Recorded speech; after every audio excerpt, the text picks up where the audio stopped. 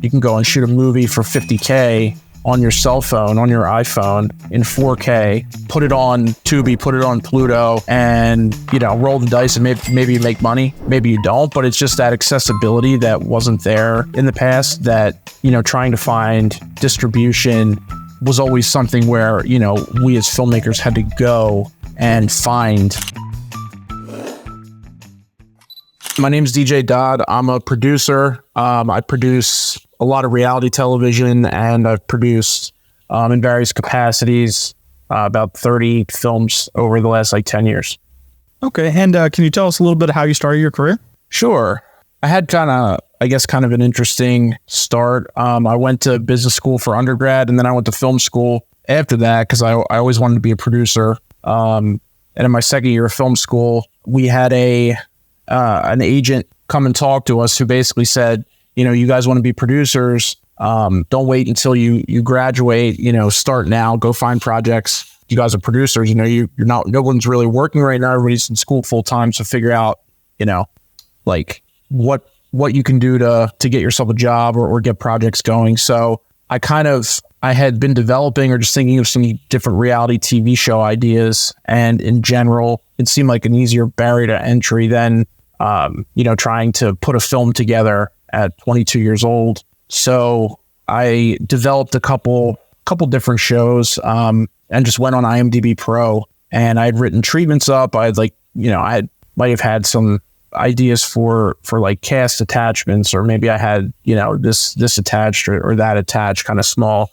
elements for a reality TV show, mostly just treatments. And I started sending them out to, you know, production companies. Just went on IMDb, started looking at, you know, companies that produce shows similar to what I was pitching, or, you know, similar to the ideas, or had done shows similar to the ideas that I was pitching, and just started cold emailing the treatment out. And, you know, at first you don't get too many responses. And then second, you know, people who do respond just kind of want to, you know, they're interested. You send them the treatment, you don't hear back.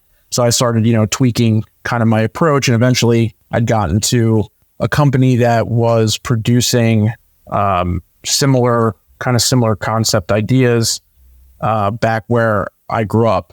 So I was living in California at the time for grad school, and I'm originally from the Philadelphia area, and I ended up going back, getting a job with them, and then kind of, you know, working my way in there. I ended up at that company for about 2 years, producing a few different series for Discovery Channel and TLC, Amish Mafia and Breaking Amish. And then from there, I started developing more ideas on my own, pitching ideas to different companies.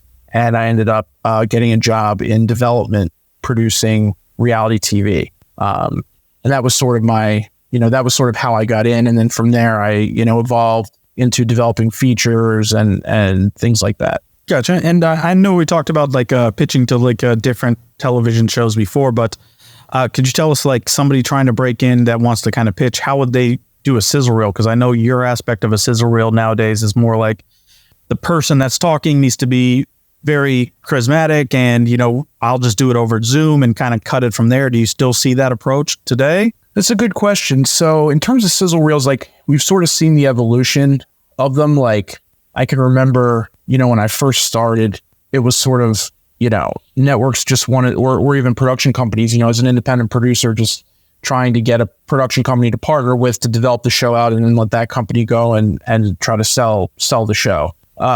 And then even as a development executive at a company, just getting talent on tape, doing a Skype, like you said, cutting it down to about 2 minutes, you know, getting the concept across, getting the personality across, making sure the talent's good enough to carry a show, you know, has high energy, all the things that, you know, a network wants to see, or even just a concept reel for a format, just, you know, text and stock footage and, you know, 90 seconds of sort of like, this is what the concept of the show is.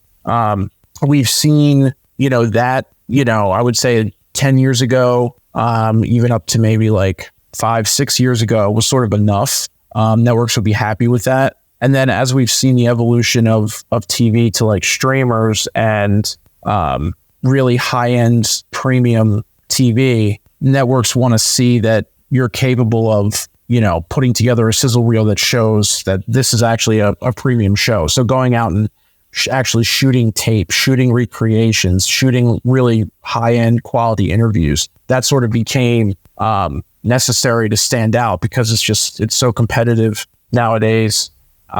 Just trying to get your stuff seen and stand out. There's so many great pitches out there that the market's just saturated. And I would say that's been the case, that was the case for 5, 6, 7 years. And then in the last few years, like since the pandemic, I feel like that has that premium high-end piece of tape being necessary has dropped quite a bit just because there's so many companies that are closing. There's so many companies that are laying people off. People don't have the money to sink into development and go spend $10,000 or $15,000 on a really high-end piece of tape that they can only bring to a couple streamers and a couple networks and gets passed on. And you're going to sink your whole development budget for the year. So in recent times, it's sort of gone back a little bit to just show us, what you have, get the talent on Skype, show us what you have, come up with a really great concept, show us you have really good access.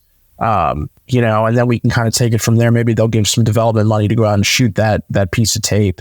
But it doesn't feel like it's as expected anymore, just because really of the state of the industry from, the pandemic sort of constricting everything, causing a lot of layoffs. And then obviously the strikes as well as, caused a lot of companies to shutter over the last, 6 months. Like Participant, they just closed last week or 2 weeks ago, a huge production company that did Spotlight and Green Book, all these big companies are struggling. And I know you kind of also, not just on the TV, but you do a lot of distribution. I know you produce kind of creatively and do distribution. How do you see like distribution now changing nowadays? Like we have a lot of filmmakers coming on here that are putting small films like for $50,000 on Tubi and ended up seeing $200,000 or $300,000 on a very small independent film.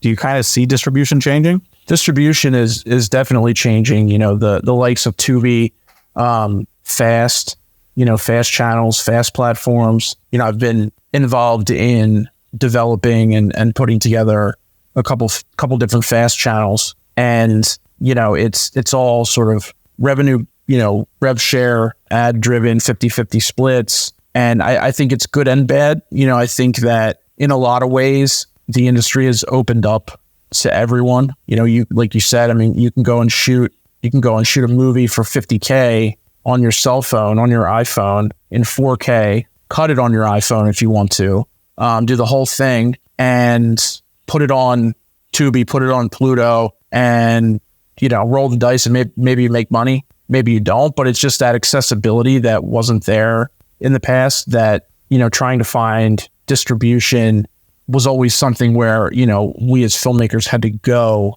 and find distribution, whereas now you can more or less do it yourself. And as long as the economics make sense, as long as the budget is low enough, as long as, there's potential there, I wouldn't recommend doing that with a multi-million-dollar film or anything like that. But there is a possibility to kind of own your own content and still make money with it.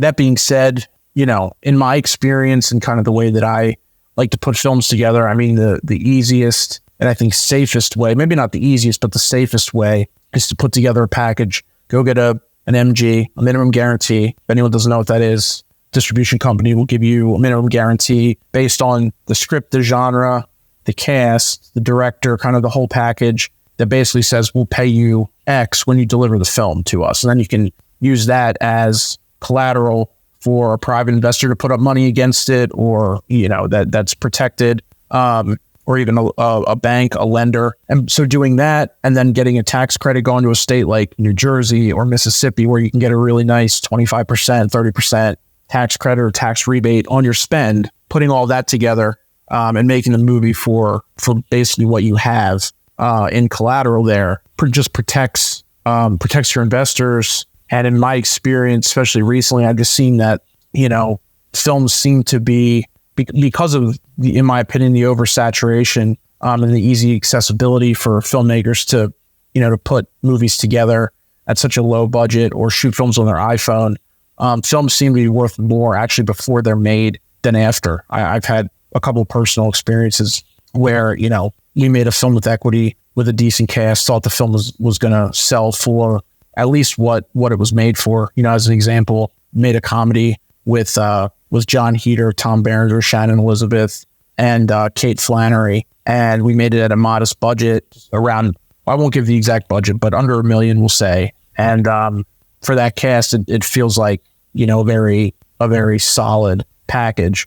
And the movie sold, you know, fairly well. And we're looking at distribution options now, but the market was not as interested in it as I thought it would be. So, you know, in my experience, packaging something up and then getting an MG is the safest way to go. That way, you know, you have a distributor, you know that, you know, you have the money to make the film.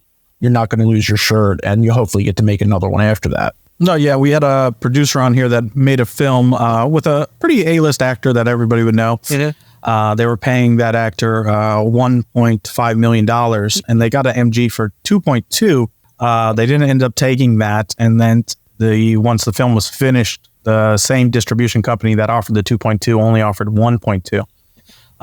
So is that something you're kind of seeing, like after the finished film, the MG kind of seemed to go lower? And do you see a reason behind that? Meaning like the film is just not as good as they thought it was going to be, or it's just in people's heads, they can make something up much bigger than they thought it might have been? So I think it's a combination. I think, I think that the film not being as good plays a part potentially, but I think for the most part, there are just so many options for distributors. So, you know, I come to a distributor with a film, maybe you come to a distributor with a film, with a film package. We haven't shot it yet. And we've got, you know, we're asking for an MG, and maybe a couple others come at the same time. So maybe there's, you know, 4 or 5, you know, with an action film. They can kind of pick and choose. Maybe they do 2 of them, maybe they do all of them, depending on the cast and the numbers and the script and all of that. There's kind of less to pick from. They're involved in an early stage. They can say, we like this director, we like this cast. We need you to add a second name. We need you to add a third name. They can kind of play a role in, you know, getting it to the level that they want it to be for distribution. When it's time to sell the finished film, the film, like you said, may not be as good, or maybe in that year time when you turn the MG down, you go and make the movie, they've had 5, 6, 10, 12 other filmmakers come in with a very similar package, a similar actor. Maybe the actor that you had is now oversaturated. That actor's come out with 6 or 8 films in the action genre in the last year, and now that's dropped the value of the film. There's so many kind of variables there where they just want to go. You know, we're seeing a lot of distributors really targeting festival films, and you know, the completed films they're buying, they want to come out of Tribeca or Sundance or South by or Toronto because, you know, it has that marketing behind it. Like, you know, it played a top 5, top 10 festival. It's getting great reviews. There's already sort of that marketing build up before they've even gotten their hands on it, which they're getting for free. So it's worth more to them. People, you know, seek out films that played Sundance or Toronto or Tribeca. They just assume they're good because they played a top festival. So they sort of have a little bit of a built-in audience. So I mean, that's sort of, you know, what I'm seeing in terms of distribution. You know, them just the buyer just wanting to buy films out of the top festivals and sort of finance the films that they want to make, or that they feel has value in the marketplace before it's actually made, which to me, you know, makes sense. And like I said, I mean, that's how I prefer to do it anyway, because I'd rather make a film for $2 million that's fully covered with an MG and a tax credit, maybe a post deal, whatever, and make a modest fee and know I'm not going to lose anybody's money, then go and make a $2 million film in all equity, turn down, you know, a 1.5 or a 2 million MG, and then come back around and only get $1 million MG on my 2 million film. And now I'm screwed. You know, now I've lost $1 million. And, you know, with you doing so many distribution deals on films, is there something that new filmmakers should kind of look out when they're going for distribution? Because we talked to a lot of filmmakers that seem to get screwed over in that aspect. Yeah. I mean, you know, like we talked about earlier, like you brought up, you know, distribution's changing. So like, how do you protect yourself from, you know, your film showing up on Tubi, showing up on Pluto? How do you know what that revenue is? You know, I think we've seen a lot of lower end sort of distributors over the years that will just buy, or not even buy, really just they're doing straight distribution deals for every single film that comes to them. They're not turning anything away. And they're taking large market, some call market fees, some call marketing fees, basically fees that, are relevant to an extent, but not at the, egregious numbers that some of these distributors are taking, on a film that, say, a low budget film that has no names, that they're not really going to do much marketing for, and taking a $50K marketing fee, taking large commissions, and then the filmmaker, sees nothing. Like maybe they made a movie for $250K, which is obviously a modest budget. You're not going to be able to afford many names, if any, recognizable faces, even on a movie like that. Sort of a lower end distributor takes it. It comes out a month, a random month, whatever it is, with, 15, 20 other films that particular distributor is releasing. None of these films are getting much attention. And more or less, the movie's coming out, it's doing the minimum amount of sales, more or less. And the company takes a $50,000, marketing fee for creating a trailer, creating a poster and that kind of thing, which they do with in-house staff, so it's really not costing them anything. It's just, overhead. And then they take a 30 or 40% commission. And now all of a sudden, if the movie makes any money, the first money in goes to the distributor to pay off the commission, obviously, comes off the top, and then the marketing fee. So you're just seeing a lot of these low-end distributors collecting every film they can, taking $50K from them, and then, the filmmaker gets nothing. And it's really frustrating. I've seen it myself. There are Facebook groups that I belong to that talk about like predatory distribution, and just to kind of see what people are saying, what people are talking about. And, it's really difficult right now for really low budget films. But I think, again, it's all kind of relative in a way, because it stems from, in a sense, the industry being almost too accessible, where anybody can make a film now. So everybody thinks they can, and then they go and make something and they don't really know what they're doing, or they overspend, or, they don't understand distribution. They don't understand what they're signing.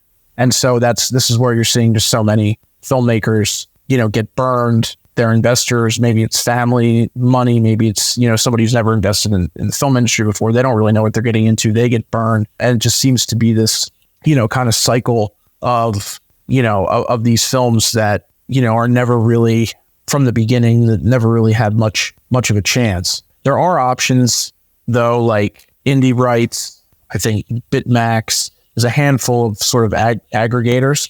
I've never personally worked with any of them, but I have seen people comment about, how they've been useful to them. I think on those super low budget films, you're probably better off going with an indie rights, someone like that, that's basically going to not really charge much of a fee. They're going to get your film on the same platforms that the traditional low-end distributor is going to get your film on, but they're not taking the marketing fee. They're not taking any of these things. So it's sort of up to you. If you want to spend money on marketing, if you want to get the word out there, if you want to, take out Facebook ads and Instagram ads and pay for a high-end trailer and a poster, you can do that yourself, or you can just, roll the dice. Maybe you made your movie for $25K. You don't want to spend any more money. You just want to see what happens. And, it ends up on Google, Apple, all the major platforms, hits Tubi. And like you said, people see it, word of mouth catches on, and now all of a sudden you've made a few $100,000. So it can happen both ways. That's a little more, that's more of an unlikely scenario than the other, in my experience, but it can totally happen. Gotcha. We produced a movie called Warning Shot together, and it was on like the 17th day. It was the last day we were shooting, and this was in New York. You came to set, and this was with James Earl Jones. James Earl Jones' agent didn't want him flying, so we had to shoot it in New York. So we all flew out to New York, and I go up to James. I'm like, "Hey, James, I'm the director. My name's Dustin. This is kind of what's happening, et cetera, et cetera." And James goes, and I go, "I'm pretty tired. We've been up for like 12 hours and a lot of flights. I don't know what the fuck James just said." So I go, "Oh, this is the makeup artist. She's going to help you out. If there's any questions, just let me know." And he goes, and I go, "Holy shit." And I go to one of the producers. I go, "Hey, I think James is senile. Like he's old, and like, I don't know if this is going to work. Like, we might have to call the agent. What do we do?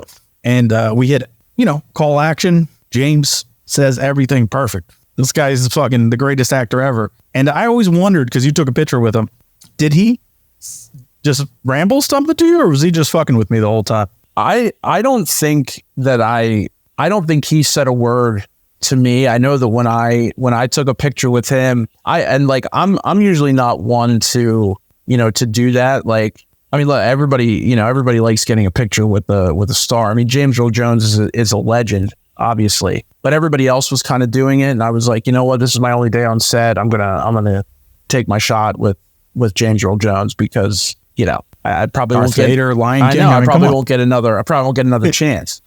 I don't remember him saying anything to me. I just remember, going up to him. I was, there were a few of us that were taking pictures with him. And, I think I probably said, thank you so much, Mr. Jones, or something like that. I don't remember him, saying anything to me or whatnot, but I could totally see, what you're saying, happening. He was probably, how old was he at the time? He was probably like mid 80s. Like, he's like well into his 90s now, isn't he? Yeah. I mean, he looks great. He was great. I mean, I think he was just honestly just fucking with me. Like, he didn't want to talk to anybody. That's what you think? He was like, I mean, you just like get away from me. I don't want to talk to this guy. Like, I know my lines. When you hit, when you say action, I'm good to go. But that day, we were shooting in a real lawyer's office, right? And we had a dolly, and the dolly leaked oil, I guess, on the floor, and that oil got walked through the floor and ended up costing us about $35,000 to replace carpet from, I don't know, 1960. So I don't know how it cost so much. But is there anything on set that you kind of had to overcome as a producer that you really had to figure out? A couple things. Okay, so during COVID, we were shooting a Christmas movie in New York, and we had Bruce Dern, Bruce, for 2 days, and so it was right in the beginning of COVID. It was like before COVID had started. We had already paid, fully paid Bruce, and with Bruce, I don't know if I'm supposed to be saying this or not, but with Bruce, you don't escrow Bruce. You pay him straight. Yeah, I did the same thing. So. Yeah, they don't. Alan, I love Alan's manager. Love you, Alan, if you're listening to this. Yeah, you pay Bruce. So Bruce gets paid no matter what. Basically whether he shows up or not. So then, we pay him. Everything's good. We're going to do this movie. He's going to come out for 2 days. We had shot a movie with him probably a few months before that. Also in New York, he came out. He was there for 2 or 3 days. Bruce is always incredible. And so we were going to work with him again. We were excited to work with him again. So probably the day he's supposed to, or a couple days maybe before he's supposed to travel, we get a call that Bruce is concerned about COVID. He doesn't really want to travel. What are the options? What can we do? So we're racking our brain. We're trying to figure out Bruce's, he's flying business class. So we're like, all right, they have these like pods in I think it's United in the first class. So like he can like go in and it's like a quarantined pod kind of thing. You have to, we had to fly his assistant out. So anyway, so we cancel his flight. We're like, we're going to get him these pods. He can go in his pod, his assistant's with him, close the door. He's completely isolated. No one's going to bother him. They agree to that. Okay. So then we do that. We buy the flights, and then the day he's supposed to travel, he decides he doesn't want to come. He still doesn't want to come.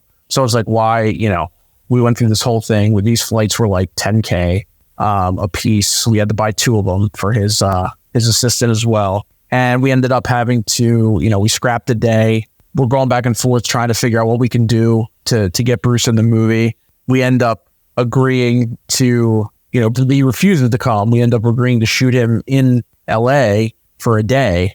So like 3 months later, we finally get this sorted out. Meanwhile, there's like this huge hole in the movie where, Bruce Dern's character is supposed to be in the movie.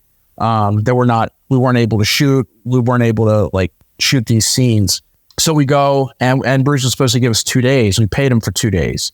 So he then says he'll only do 1 day. Okay, well, we paid you for 2. Like, do we need to like get money back or whatever? He refused to give the money back. So we go out, we shoot him in LA for 1 day. And then basically over the course of the next like 6 months, we're arguing with them to try to figure out how we can get this money back. So finally, he agrees to give us a day on another movie. So we give him the script for the movie. He doesn't want to do this particular movie then. So then we have to argue with them about, but you're promising another day. This is the movie we're making. We have to get him in this movie because this movie's financed. We don't know if we're going to get another one financed. We'll come to LA, all of these things. So finally, after so much back and forth, months and months and months, he agrees. And that movie is this was from the beginning of the pandemic, and the movie that Bruce gave us the other day in Bloodline Killer just came out 3 days ago. So this was like a 4-year span of trying to get Bruce to be in 1 or maybe 2 movies, which was wild. But like I said, I love Bruce. Bruce is an incredible actor, another legend. Always gives a great performance. I had a similar experience with Bruce. So at the time I was shooting Warning Shots, same movie, and right now we had a casting director that knew Bruce. So he hires Bruce. You have to send Bruce straight up the money to himself. Yep. No escrow, no nothing. So we're like, okay, the date's coming around. I don't have all the money raised. And at this time I had no money. I was super broke. I was doing marketing for companies.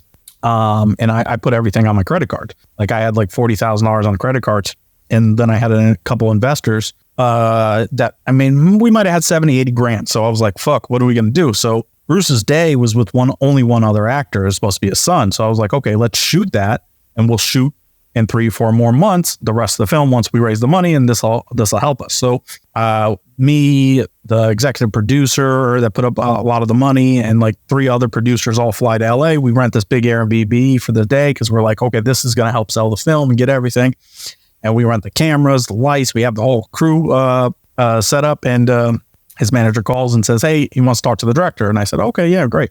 And so me and Bruce were talking for like an hour. He's telling me about Quentin Tarantino. He's telling me about all these actors that I'm best fucking friends with Bruce. Me and Bruce are fucking going to go out for beers and shit. And I'm like, damn, this is fucking amazing. Like, it's all the insight that everybody wants to hear about on, like, you know, different huge sets he's been on. And he before we get off the call, he goes, oh, so who'd you get for the female lead? And I go, oh, we've been talking to Tammy Blanchard. You know, we're just not sure yet, but, you know, that's who we're thinking about. And then he goes, oh, okay, great. And I thought the conversation went well. And I felt like, this is fucking amazing. And the next day, producer comes to me and goes, what the fuck did you say to Bruce? I go, what do you mean? We had a great conversation. He goes, Bruce said he's not doing your fucking film. He's not doing some fucking commercial. He said he'll shoot the fucking day when you have everything together. And I go, oh, fuck. So that whole day got canceled. Lost all that money. And back to fucking Florida I went. And ended up making that movie, but I was so fucked at the time. I remember that, and I was supposed to come out to LA for that shoot. I had a flight and everything, and I ended up canceling. I don't know if you remember, but like I remember you calling me, telling me, I think it was like Ethan Suplee, right? Was supposed to be.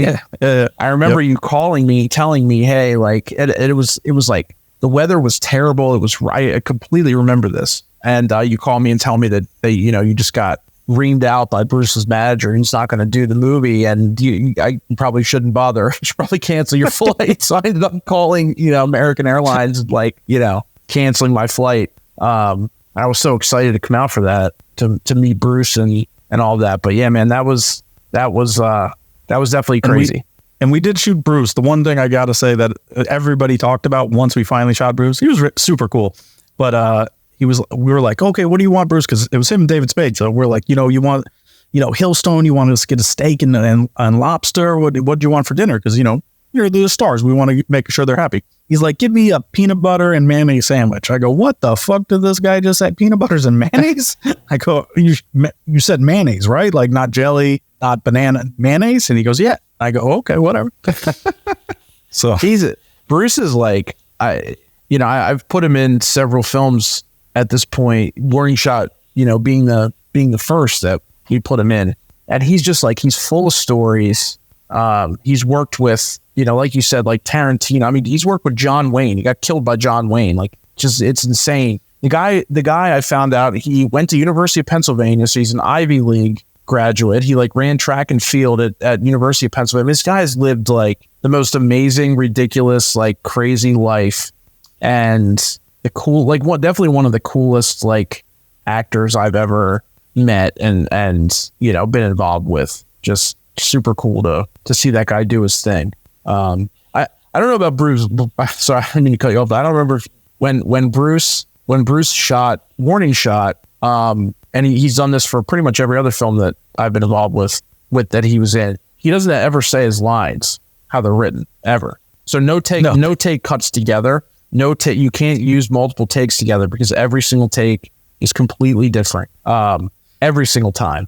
And which is like, you know, his improv skills is the age that he's in, the age that he's at is crazy. But it makes it really hard to direct and to edit and everything. I thought it was great, actually. I mean, David Spade, I know because, you know, David Spade's usually a comedic actor. So he was coming into a drama. And I think, you know, he's just used to like everybody kind of going through their lines. And I feel like it just took us a little bit more takes, but I think it got down. I think Bruce is an amazing actor, but just super fucking hilarious to work with. But my last question would be like, what advice would you kind of give to like a new filmmaker starting out? Like how would you tell them to kind of get into a film today? So I think, you know, when starting out, if you're going to make your first film as, you know, a producer, director, whatever, I think the easiest and safest way is to find a lower-ish budget action film, develop the script, get the script as good as it can be, try to keep it, you know, limited in terms of cast, limited in terms of locations, and put it together that way. Kind of like what, you know, you did with Warning Shot, you know, really good script, keep the below the line down, not make it like too crazy to manage in terms of cast, a good role, you know, a good lead role that could attract an action name, like, you know, like an action name that works in that budget level, you know, Dolph Lundgren, a Frank Grillo, Scott Adkins, but they obviously get pitched, you know, a million projects. Everybody's trying to get Scott Adkins or Frank Grillo to do their $2 million film. So,